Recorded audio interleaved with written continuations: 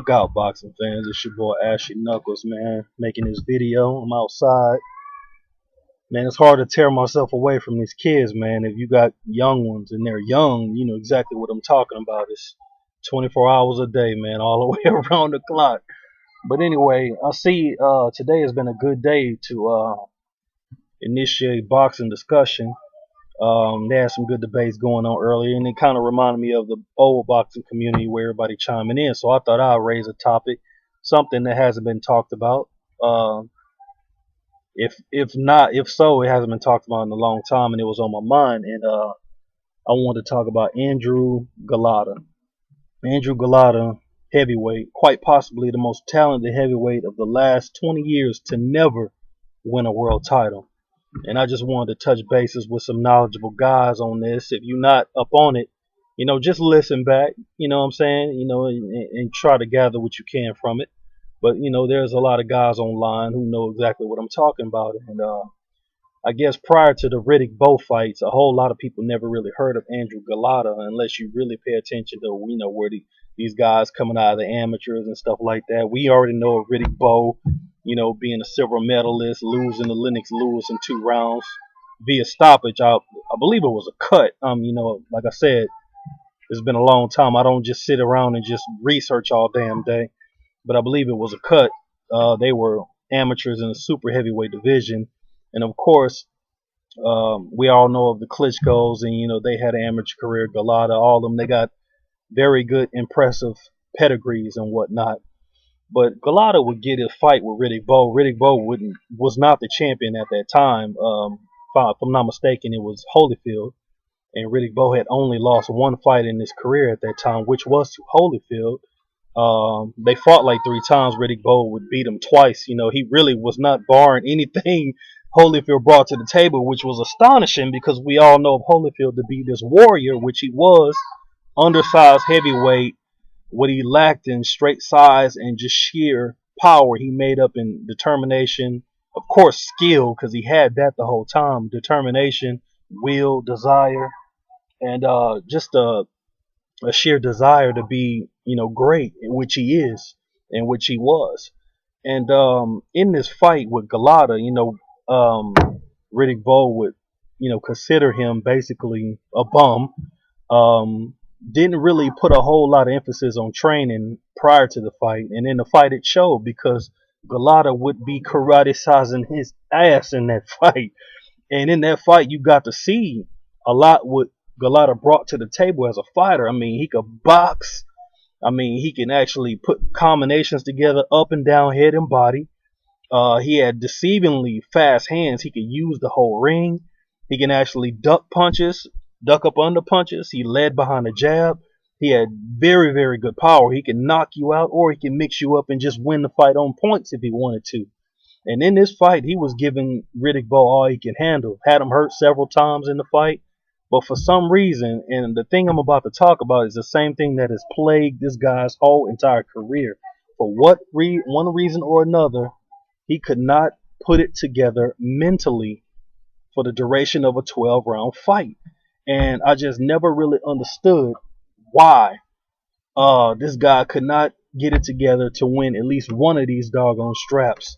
I mean, he would hit Riddick Bowe in several different rounds low, and to the point where the referee decided it was enough, to the point we had to DQ Andrew Golota. And of course, you know what happened after the fight. I'm trying to give everybody a concise version of what happened after the fight.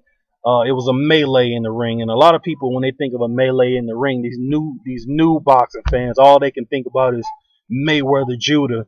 But what happened after the first Golota Bowe fight was a real melee, and Mayweather Judah ring after fight melee was not even after fight.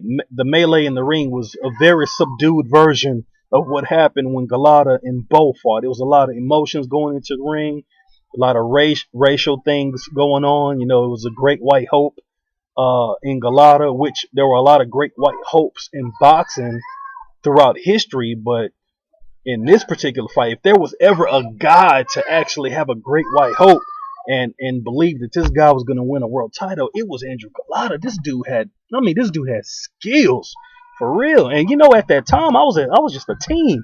I wasn't really no Golota fan. I was a Riddick Bowe fan, like many other Americans. You know what I'm saying?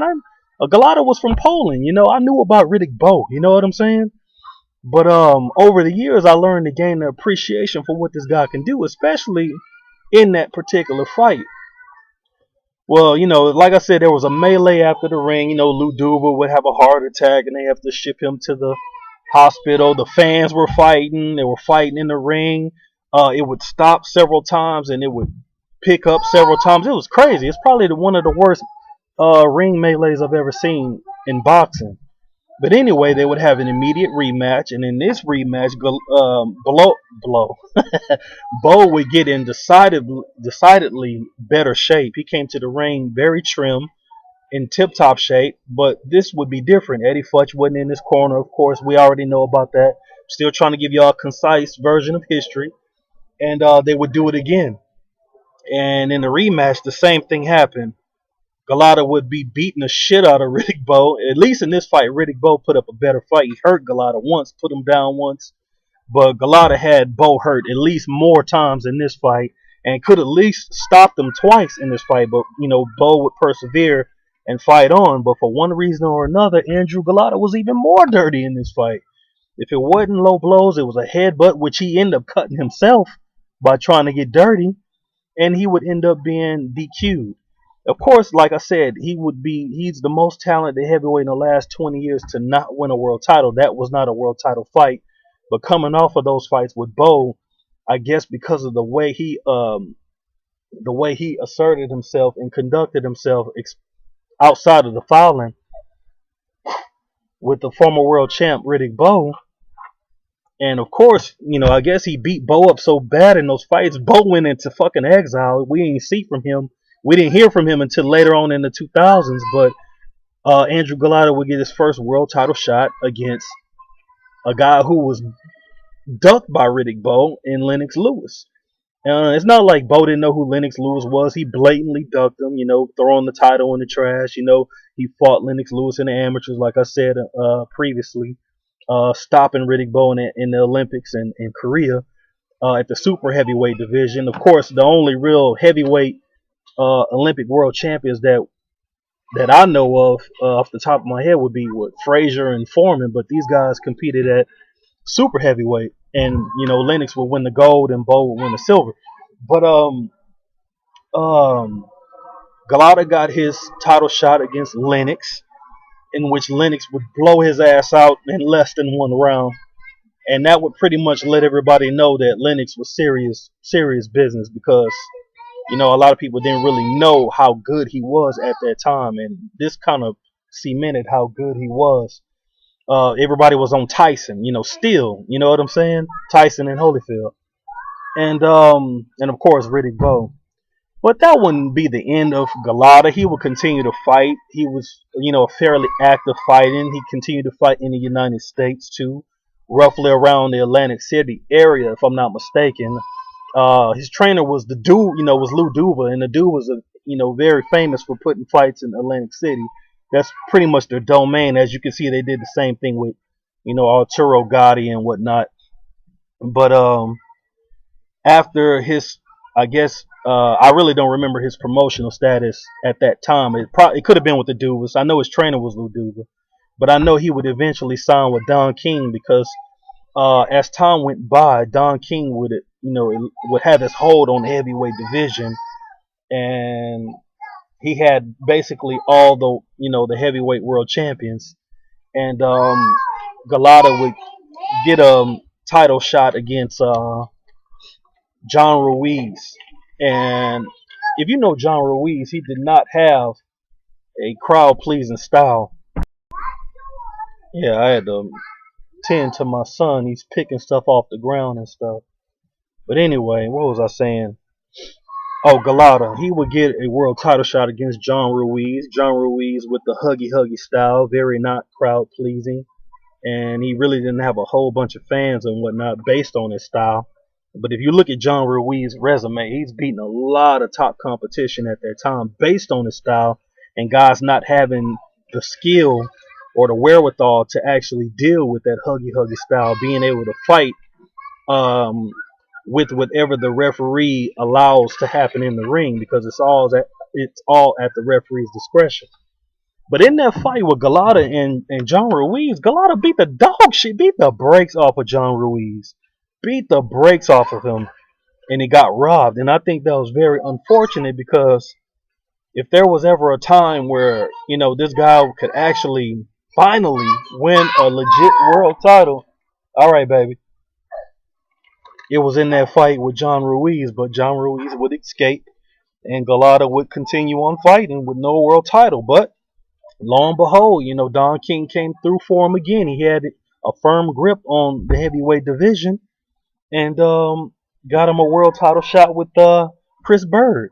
Same thing in the fight with Chris Bird. I had Golota destroying Chris Bird, which is unprecedented. Number one, because Chris Bird is by far one of the most elusive, skilled heavyweights of this last era. I mean, you get in the ring with Bird, he made you look terrible. He wasn't the biggest puncher, but he never really sat down on his punch. He threw open hand punches, scoring punches. He never really sat down. He was a very small heavyweight, very elusive, and a lot of guys looked terrible when they got in the ring with Chris Bird.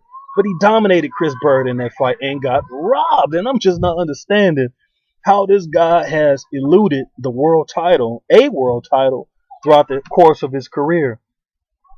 Well, after that, those two fights, Don King came through for him again, got him a world title shot against a surgeon, Layman Brewster, who beat Vladimir Klitschko. My dates could be all messed up, because y'all know I don't go check records and stuff like that. That's why it's hard for me to do videos sometimes, because I know I can definitely be off, because I'm going off of just straight history, knowledge from within, you know what I'm saying? But Don King came through for him and got him a shot against a WBO champion, Layman Brewster, who had beat Vladimir in a fight he was losing. That's a whole nother video. Vladimir blaming Don King. Don King wasn't even there for that fight, but somehow he was blamed for being for poisoning Vladimir Klitschko. But anyway, this would be his fourth world title shot, and Layman Brewster would take the advice of Roy Jones Jr. To just jump straight on Angulo. Would jump straight on Golota from the first bell. He told him, jump right on him. He'll never get into the fight, and you'll have the fight in your favor the whole time, and you'll have a good chance of winning. Well, lo and behold, he did exactly what Roy Jones told him to do. He jumped right on him, ended up stopping him in the first round. And I just wanted to just highlight, one guy today in terms of, just a tragic career for a guy who was that talented, had everything. He was a complete package in terms of what you look for in a heavyweight. And the only thing that really plagued him in terms of being a dominant heavyweight of this era, this last era, was his mental capacity to keep it together for 12 rounds of a professional championship prize fight and win him a world title. And at this point, I'm gonna end it right here, because I gotta watch these kids, and they going crazy right about now. But I'm opening the discussion. Everybody say they got some knowledge. I would love for you to chime in. I left a whole bunch of stuff out that I didn't put in specifically for that reason, and I just wanted to get your opinion on it. This is Andrew Golota. A lot of people, y'all should know about him. Of course, y'all know about his fight with Tyson, where another fight where he mentally checked out, where he was actually doing great in the fight, but when Tyson finally landed that overhand right and put him down, he mentally just checked out. I mean, I guess that was just too much of a shot, but let's see what you got to say about it. It's your boy Ash, man. Holla back. Andrew Golota, a tragedy, one of the most talented heavyweights in the last 20 years to never win a world title.